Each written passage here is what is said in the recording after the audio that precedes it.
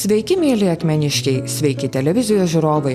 Vis aukščiau kylanti saulė kviečia mus pasvajoti apie vasaros pramogas, tačiau skatina nepamiršti ir rimtų didelių darbų. Taigi šiandien laidoje matysite, kaip Akmenės rajonas yra pasirengęs verslo plėtrai.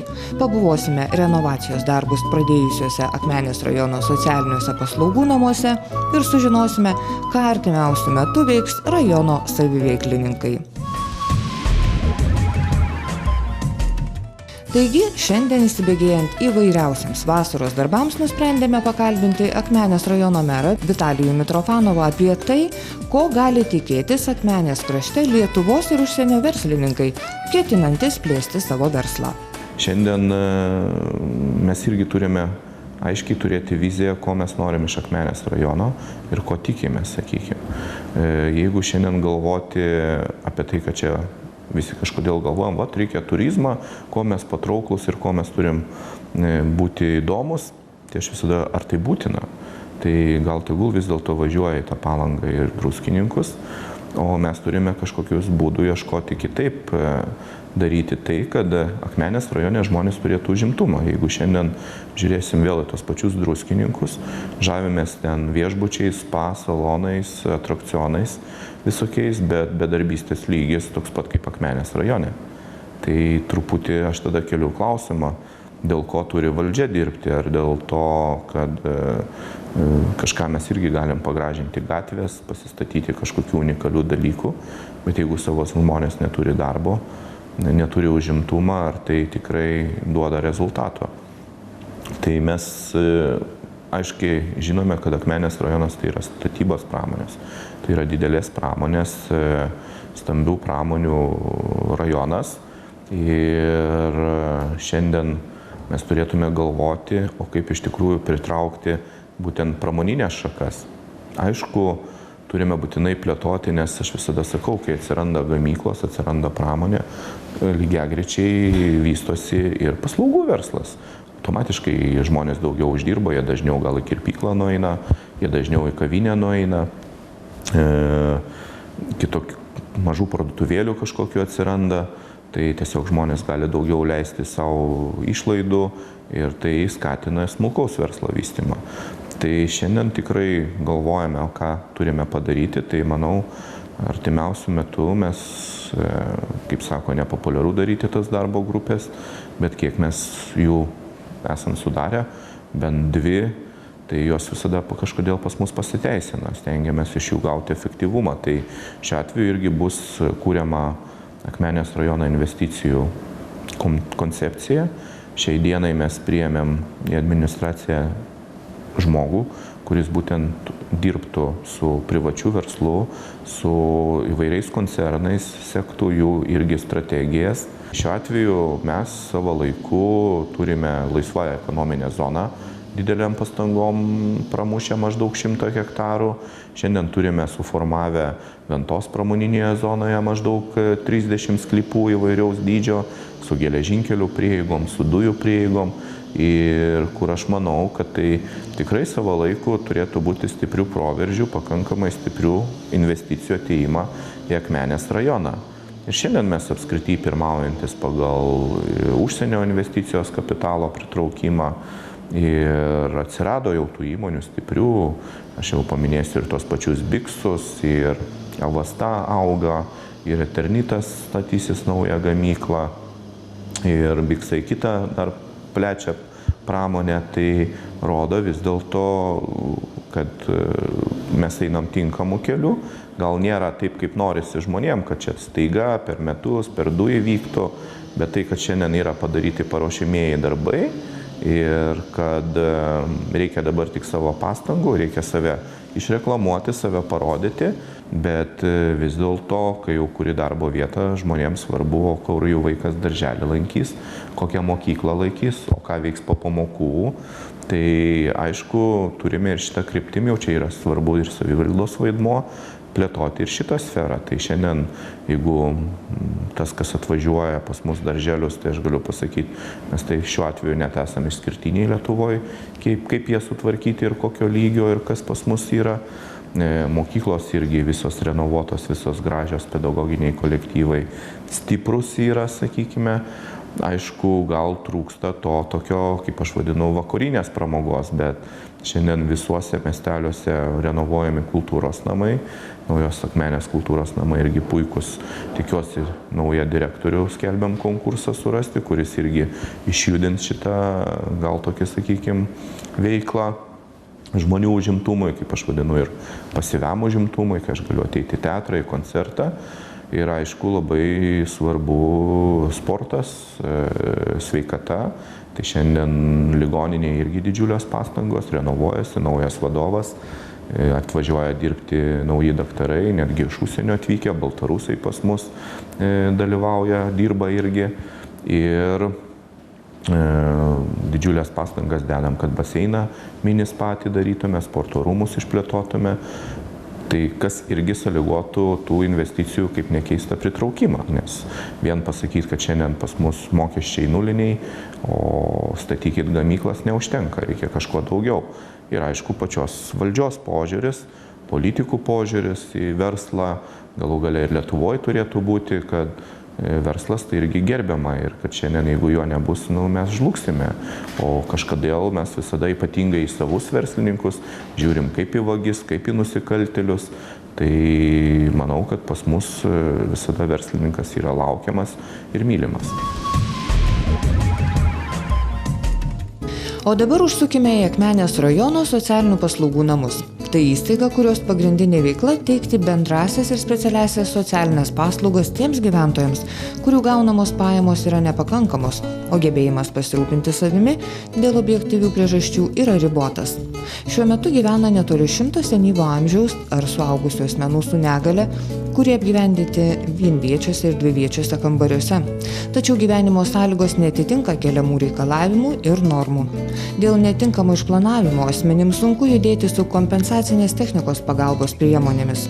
Prie gyvenamų kambarių esamos asmens higienos patalpos nusidėvėjusios. Įstaigoje trūksta bendrų dušinių, valgyklos patalpos netitinka reikalavimų, trūksta kitų būtinų patalpų. Esama įstaigos infrastruktūros būklė netenkina gyventojų poreikių. Šie namai jau yra 23 metai, greitai bus, kaip ir aišku, jie įsikūrę daugiabučio namo, sakysim, projekte. Taip. Ir pagal šiandienius reikalavimus jau buvo būtina modernizuoti, pritaikyti labiau neįgaliųjų ir senyvo amžiaus žmonių čia gyvenančių poreikiams. Šiuo metu socialinių paslaugų namuose yra įgyvendinamas projektas stacionarių socialinių paslaugų kokybės gerinimas modernizuojant Akmenės rajono socialinių paslaugų namus. Projekto tikslas modernizuoti ir bus pagerintos sąlygos gyventojams. Bus įrengti 2 liftai, vienas iš jų didelis, kur tilps ir jau lovas. Taip pat bus įrengti keltuvai, bus pritaikytos patalpos, bus padidintos durys, išplanavimas antram aukšte, įrengta priešgaisrinė signalizacija, dūmų šalinimo, žaibo apsaugos, taip pat priešgaisrinis vandentiekis, finansavimas didesnė dalim iš ES regioninio fondo, taip pat iš valstybės lėšų, nedidelė, mažesnė dalimi, nes dabar yra dar truputį lėšų trūko, techninis projektas parengtas ir darbai nupirkti brangiau negu pirminė preliminari suma buvo, bet tikimės, kad tą likusią sumą taip pat gausime. Tai savivaldybei tektų prisidėti tik tai nedidelė suma privažiavimo prie rampos, kuri bus įrengta prekėm iškrauti įrengimui. pasirašyta sutartis tarp savivaldybės administracijos ir rangovo UAB Gora. Ir sutarties įvykdymo terminas yra 12 mėnesių. Darbai turi būti pabaigti 2015 m. kovo 10 dieną. Rangovai taip ir žada, kol kas darbai vyksta, nuo grafiko neatsilieka, tikimės, kad ištesės pažadus. Modernizavus įstaigos infrastruktūrą pagerės stacionarių socialinių paslaugų kokybė ir prieinamumas. Bus sukurtos saugios ir patogios gyvenimo sąlygos socialinių paslaugų namų gyventojams.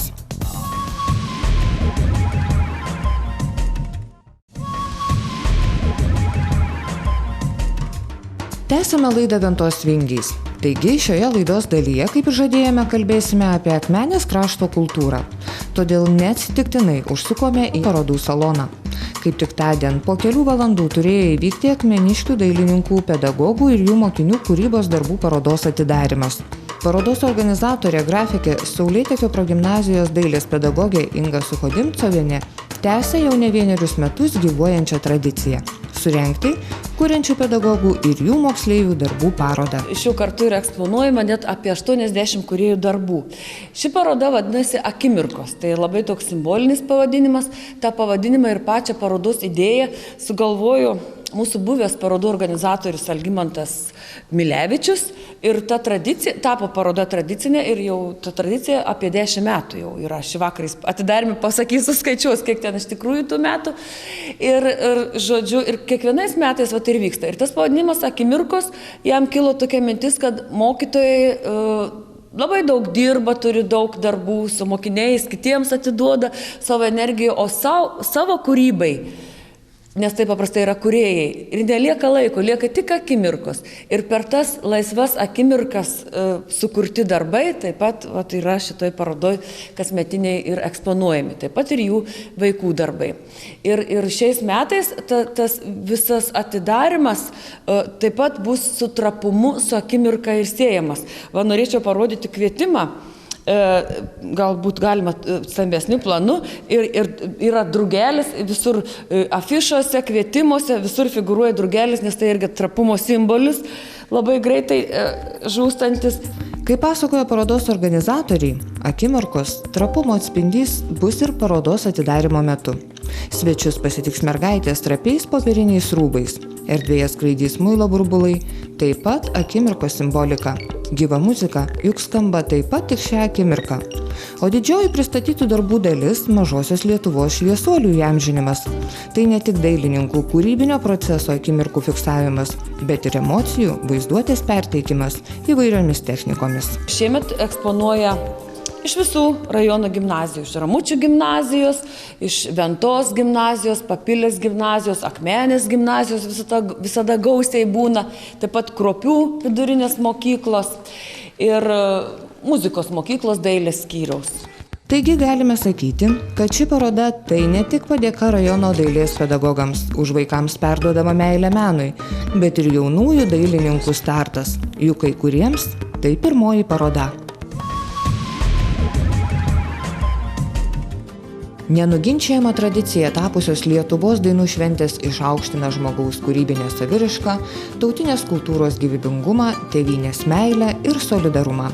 Tradiciškai ir šiais metais į dainų šventę ruošiasi Akmenės krašto saviveiklininkai. Šiais metais vyks didelis, reikšmingas visai Lietuvai, ne tik Lietuvai, bet ir pasaulio lietuviams didelis renginys, tai yra Lietuvos dainų šventė, čia mano namai. Dar noriu prieš tai paminėti, kad dainų šventė prasidės Kaune, birželio 29 dieną chorų šventė Kaune, o nuo Liepos 1 iki Liepos 6 Vilniuje. Akmenės rajono meno kolektyvai intensyviai ruošiasi. Jie pradėjo ruoštis jau prieš gerus metus, gal ir iš anksčiau. Ko gero, tuoj po moksleivių dainų šventės, kuri vyko prieš 2 metus, pradėjom ruoštis suaugusių Lietuvos dainų šventei.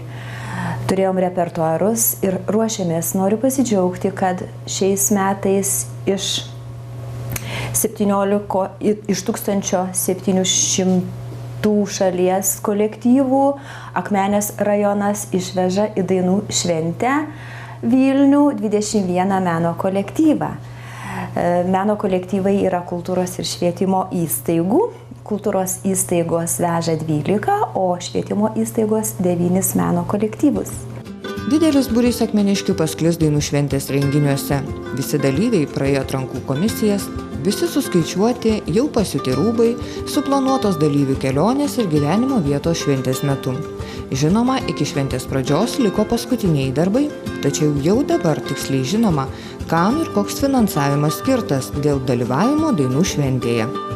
Galiu pasakyti taip, yra Lietuvos Respublikos dainų švenčių įstatymas, o dainų švenčių įstatymas įpareigoja vyriausybę finansuoti dainų švenčių maitinimo, transporto ir nakvynės išlaidas, o savivaldybių palieka reikalas rūpestis pasirengimas dainų šventėje. Tai galiu paminėti, kad transportui beje mūsų dalyvaus kažkur apie 480 dalyvių, tai vyriausybė yra paskaičiavusi, kiek tai išeitų transportui, tai transportui mums yra skirta 40 645 litai nuvežti dalyvius ir parvežti, daugiau yra skirta 23 341 litas maitinimui.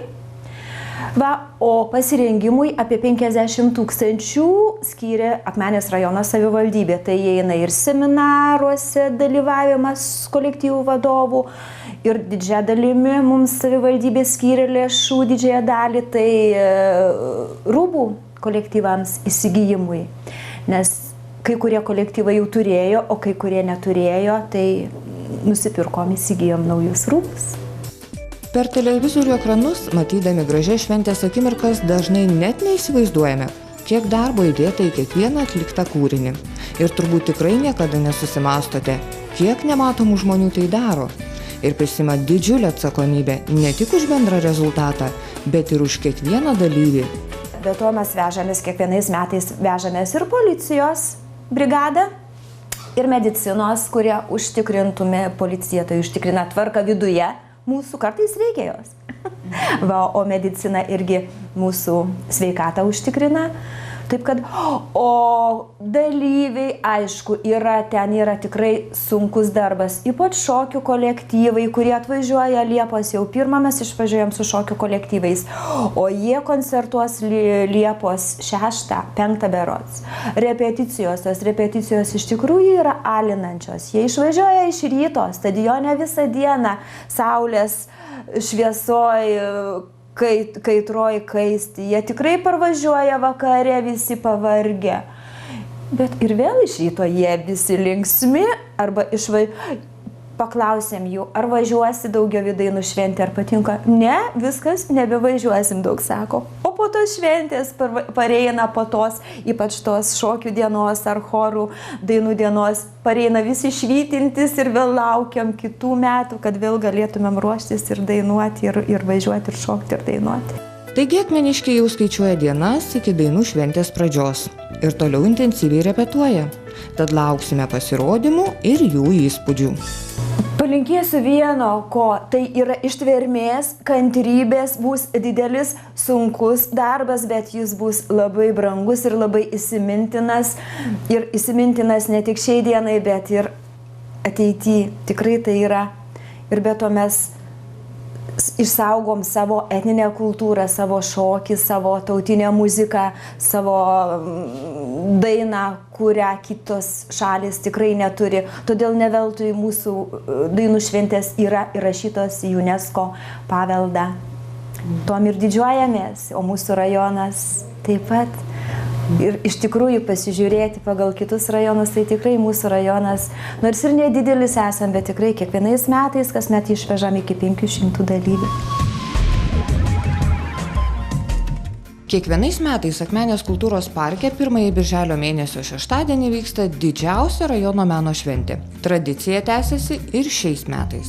Ta šventė vyksta kas metai, tai yra tokia didžiulė meno šventė, kur, kaip aš juokauju, mūsų visos kultūros, švietimo, muzikos mokyklų, moksleivių kaip metų visų veiklos užbaigimo darbų, pasirodymas, kaip aš juokauju, kultūrinės Akmenės rajono olimpiados. Ir visada mes dažnai mėgstame žiūrėti, stebėti kaimynus, kurie irgi organizuoja labai gražią šventę, tarkim, Žagarės vyšnių šventę, bet mūsų šventė būtent įsiskiria, kad visada viena jos privalomųjų, sakykime, dalių yra, tai būtent mūsų vaikų, mūsų meno kolektyvų apie 3 valandų pasirodymo programą ir jos būna visada skirtingos. Taip yra tradicija ir šiemet gal mes pagalvojame, visi žinome žemaitiško smuikelio tradicinę šventę, kuri jau prasidėjo dar prieš 40 metų.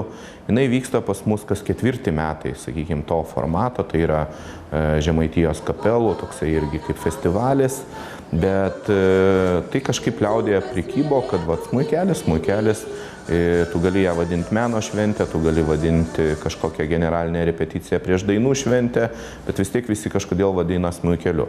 Tai todėl gal ir kilo šiemet, kad gal nebesiblaškyti su tais įvairiais pavadinimais kasmetiniais, o kadangi žmonės žino, kad tai 1 birželio savaitgalį visada vyksta toksai renginys, mes jau tradiciškai laikysimės to pavadinimo, kad tai yra žemaitiškas smuikelis. Mes truputį žiūrime plačiau, bet aišku laikysimės tos tradicijos, kas 4 metai vyks žemaitiško festivalio. Kitas dalykas, kad tokiais ciklais gaunasi tai, kad kas 4 metai vyksta mūsų Lietuvos dainų šventė. Tai visi metai, kai ruošiasi mūsų kolektyvai, repertuaras ir ne visi žmonės galės nuvykti pasižiūrėti šitų šokių, pasiklausyti šitų dainų, chorų, tai visada būna irgi tarsi tokia įžanginė repeticija, o mes žinome, kad dainų šventė tradiciškai vyksta per Liepos 6 šventės tą savaitę valstybingumo dieną, tai žmonės irgi tiesiog savo akimis ir ausimis gražiam vaizde pamatys tarsi generalinė mūsų kolektyvų pasirodymą dainų šventėje, repeticiją. Tai irgi, manau, labai gerai žmonėm. Ir aišku, visada to šventės metu stengiamės patenkinti, kaip aš vadinu, viso amžiaus žmonių poreikius ir norus. Tai antroje dalyje jau pasirodo mūsų Lietuvos žvaigždės, žinomi dainininkai, tai galų gale atvažiuoja kolektyvai iš mūsų draugaujančių miestų, jie pakankamai irgi dideli miestai ir turi labai stiprius kolektyvus, profesionalus, kurie važinėja po užsienius. Tai apvainikuoja tą bendrą turinį mūsų šventės. Tai šiemet irgi iš žinomų dalyvių dalyvaus Donatas Montvydas, baigs savo koncertų, Beinorytės choras, kur irgi žinomas, ir taip pat Sadūnai, kad ne nueiti nuo kapelų šiek tiek irgi linksmesnio ir visokio amžiaus, sakau, kad būtų patenkinti žmonės, ir Rytis Cicinas su savo gražiom panelėm. Tai aš manau, kiekvienas dalyvis šventėje ras savo skoniui muziką, pamatys, kaip šoka jo vaikai, anūkai. Senai mes turim bendradarbiaujančius miestus, tai yra mūsų kaimynai Latvijos miesteliai, tai yra Aucė ir Dobelė. Gaila taip susiklostė, kad Dobelės miesto šventė tą pačią dieną bus kaip ir mūsų. Su Aucė kaimynais irgi labai senai draugaujam, dalyvaus jų labai puikus choras mūsų šventėje. Ilgos ir senos tradicijos draugystės su Konina miestu. Taip pat džiaugiamės labai stiprią draugystę su Vokietijos Boholto miestu. Pernai užmezgėm bendradarbiavimą su Baltarusijos Rečicos miestu ir šiemet 1 metai, kai atvažiuoja jų oficiali delegacija dalyvauti mūsų šventėje, jų kultūros skyriaus vedėja, investicijų skyriaus, kur gal apsižiūrės, gal ateityje irgi siūs kolektyvus, nes pakankamai irgi didelis miestas, apie 120 000 gyventojų turintis. Labai gaila, gal kažkiek tai lemia dabartinė įtampa su Rusija, nes turėjo pasirodyti rusų kolektyvas Okolica ir oficiali delegacija Tai vat kaip tik vakar dar kalbėjau su Aucės meru, kur šventė Liepos mėnesyje. Jie organizuoja pas save orkestrų festivalį, kur irgi buvo jau sutarta ir aptarta, kad pas juos dalyvaus Briansko miesto orkestras. Tai tiek Latvijai, tiek mum buvo atsiųstas oficialus atsiprašymo mandagus raštas, kad dėl finansinių galimybių, dėl administracinių mes šiai dienai negalim atsiųsti savo kolektyvų. Labai daug kas priklauso šventėje nuo oro.